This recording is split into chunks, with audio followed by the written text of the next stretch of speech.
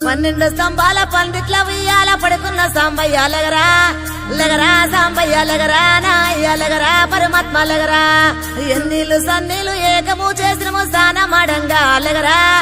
లగరా సాంబయ్య లగరా నాయ్య లగరా పరమాత్మ లగరా మల్లెలో మాలలో నీకోసం తెచ్చినము అలంకరించంగా లగరా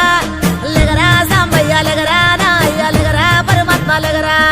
మా తల్లి పార్వతి వచ్చి ఉన్నది నాట్యమాడంగా లగరా